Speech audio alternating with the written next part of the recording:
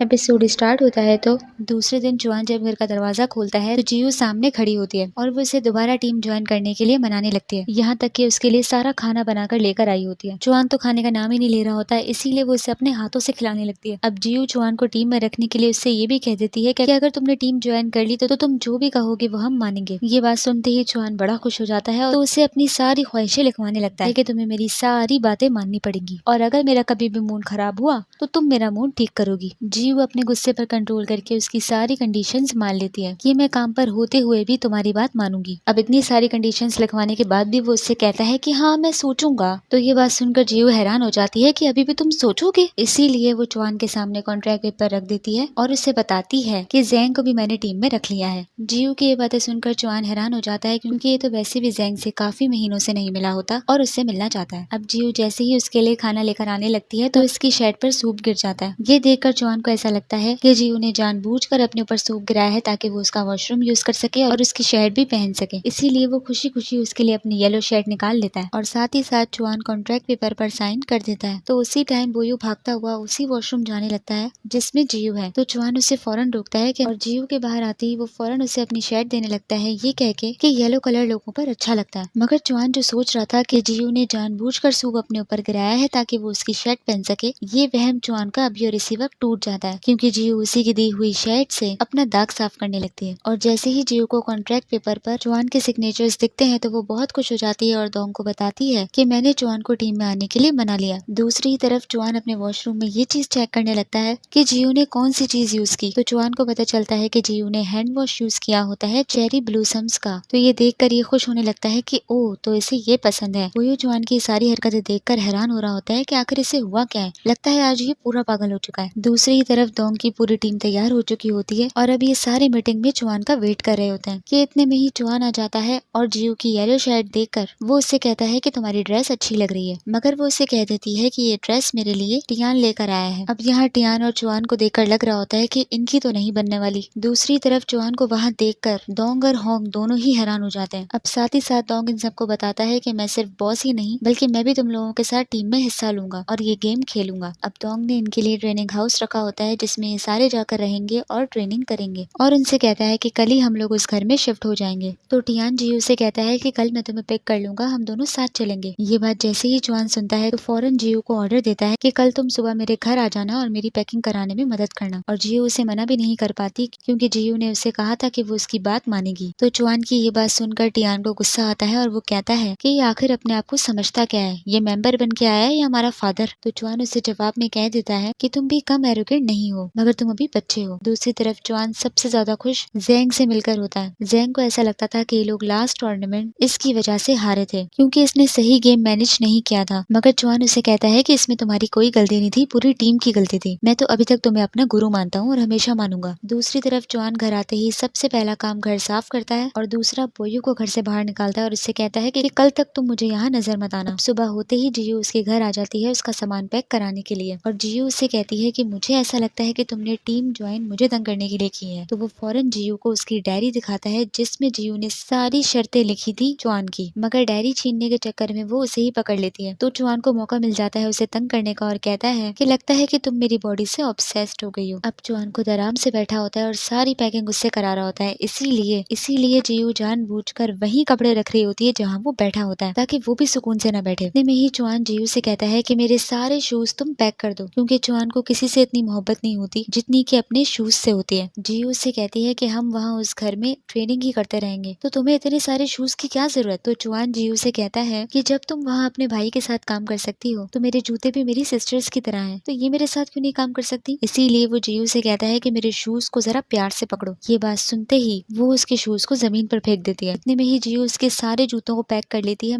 मगर उसका पैर फिसल जाता है और वो गिरने लगती है। तो जुआन उसे संभाल तो लेता है मगर उससे कहता है कि मेरे जूतों पर चढ़ने की जरूरत नहीं है। दूसरी तरफ ये लोग सारे उस घर के अंदर आ जाते हैं जो कि काफी ब्यूटीफुल बना होता है। यहाँ दोंग ने इनकी गेमिंग का सेटअप भी बहुत अच्छा बनाया होता है और यहाँ होंग तारीफ करने लग जाता है जुआन की कि अगर मैं उसकी तरह गेम में 0.5% भी अच्छा हो गया तो ये मेरे लिए बहुत बड़ी अचीवमेंट होगी। तो जुआन होंग की ये बात सुन लेता है और इससे कहता है कि तुम्हें अपने आप पर विश्वास होना चाहिए, तो एक दिन तुम सब अचीव कर लोगे। दूसरी तरफ दोंग इनके सामने 5 कमरों की चाबी रख देता है मगर उन कमरों में से एक रूम सबसे बड़ा होता है। इसलिए ये लोग गेम खेलकर डिसाइड करने लगते हैं कि जो भी विनर होगा उसको वो बड़ा रूम मिल जाएगा। अब यहाँ इन लोगों का गेम स्टार्ट हो जाता है और दोंग और होंग तो पहले ही गेम से आउट हो जाते हैं। अब असल कंपटीशन तो टियान और चुआन के बीच में ही होता है और चुआन टियान को समझाने लग जाता है कि जब भी गेम में आप पर कोई गोली चलाने लगे तो खुले मैदान में नहीं खड़े रहना होता, वहाँ से हटकर छुपना होता है। मगर टियान उसकी बात नहीं मानता और अपनी उसी पोजीशन में रहकर चुआन को गेम से आउट करने की कोशिश करता है, मगर नाकाम हो जाता है क्योंकि चुआन उसे गेम से आउट कर देता है। टियान को आउट करते ही चुआन बहुत ज्यादा खुश हो रहा होता है और उससे कहता है कि मैंने तुमसे कहा था कि ई स्पोर्ट्स बच्चों का खेल नहीं है। मगर इतने में जियू तुक्के से ही सही मगर चुआन को गेम से आउट कर देती है, क्योंकि चुआन का सारा फोकस तो टियान को हराने में होता है, मगर उसे ये नहीं पता होता कि जियू भी गेम में मौजूद है। तो इस हिसाब से टियान कहता है कि जियू जीती है तो बड़ा रूम उसका होगा, मगर चुआन इस बात को नहीं मानता और कहता है कि ज्यादा स्कोर तो मेरा है, इसलिए मैं ही जीता हूँ, और रूम की चाबी लेकर चला जाता है। होंग इन दोनों को देखकर कहता है कि मुझे समझ नहीं आता कि आपस में दोनों लड़ते क्यों रहते हैं,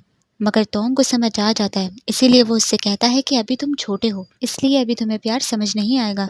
चुआन के रूम में आते ही जियो भी रूम में आ जाती है और उससे कहने लगती है कि तुम टियान से इतनी रूडली बात क्यों कर रहे थे। तो चुआन को गुस्सा आता है कि अच्छा तो तुम अपने ब्रदर के लिए यहाँ मुझसे लड़ने के लिए आई हो। तो इसी बात को लेकर यहाँ इन लोगों की बहस होने लग जाती है, ये लोग लड़ने लग जाते हैं और जैसे ही जियो उसे मारती है तो चुआन कहता है कि पहले मैं तुम्हें ये रूम दे देना चाहता था, मगर अब तो मैं तुम्हें किसी कीमत पर ये रूम नहीं दूंगा। इतने में ही कमरे में टियान आ जाता है तो जियो उसे कमरे से बाहर निकालती है और कहती है कि ये मेरा मैटर है और मैं इसे हैंडल कर लूंगी। यहाँ ये दोनों ही जिद में आ जाते हैं कि वो इस रूम को नहीं छोड़ेंगे, इसीलिए जियो भी उसी के साथ इसी रूम में रुक जाती है कि मैं तुम्हारे साथ यहाँ रह सकती हूँ, क्योंकि मुझे किसी चीज से डर नहीं लगता। दूसरी तरफ चुआन सारी चीजों को साइड करके चुआन अपने ही शूज संभाल कर रख रहा होता है। वो जितनी बार अपने शूज अंदर रखने की कोशिश करती है वो उतनी बार उसके शूज बाहर निकाल देता है। तो जियो को गुस्सा आ जाता है और वो सोचती है कि मैं इसे अभी बताती हूँ और उसका शूज उठा लेती है और उससे कहती है कि अगर तुमने मुझे कमरे की चाबी ना दी तो मैं तुम्हारे सारे शूज खराब कर दूंगी। तो चुआन परेशान हो जाता है कि कहीं ये इसके शूज को कुछ ना कर दे, इसीलिए वो उससे अपना शूज छीनने लग जाता है। मगर इसी टाइम इनके रूम में दोंग आ जाता है और इनको ऐसे देखकर वो कुछ और ही समझता है और कहता है कि अरे कमरे में तो कोई है ही नहीं, चलो मैं चलता हूँ। यहाँ ये दोनों ही ऑकवर्ड हो जाते हैं और चुआन वहाँ से चला जाता है। अब दूसरी तरफ जियो जब अपना वीचैट का अकाउंट खोलती है तो इसके पास चुआन का मैसेज आ जाता है जो उसने इसको लिखा था कि तुम कैसी हो, और अब सारी बात सही से क्लियर हो जाती है कि जियो ही वो लड़की थी जिससे चुआन ऑनलाइन बात किया करता था और उसे पसंद करता था। यहाँ जियो उसके मैसेजेस देखकर हैरान हो जाती है और उसे रिप्लाई करती है कि तुम इतने महीनों से कहाँ गायब थे, मुझे तो लगा था कि तुम मुझसे कभी बात नहीं करोगे। और चुआन से उसी दिन के लिए सॉरी कहने लग जाती है कि मैं उस टाइम पर नहीं आ पाई थी, और दिखाते हैं कि वो सच में उस टाइम उससे मिलने के लिए आ रही थी, मगर उसका मोबाइल और उसका पर्स टैक्सी में ही रह जाता है और जब तक वो सेरेमनी में पहुंचती है तब तक सारा गेम खत्म हो चुका होता है। अब जियो को तो नहीं पता होता कि वो जिससे बात किया करती थी वो चुआन था, इसीलिए वो उसे जितनी बार मैसेजेस कर रही होती है तो चुआन का फ़ोन बज रहा होता है, इसीलिए जियो को शक होता है। तो वो जैसे ही उसका फ़ोन चेक करने के लिए आने लगती है तो यही एपिसोड ख़त्म हो जाता है। तो आप लोग मुझे बताइए आप लोग को एपिसोड कैसी लगी। गाइस लाइक करना ना भूलिए, सब्सक्राइब भी ज़रूर कीजिए। Thank you so much.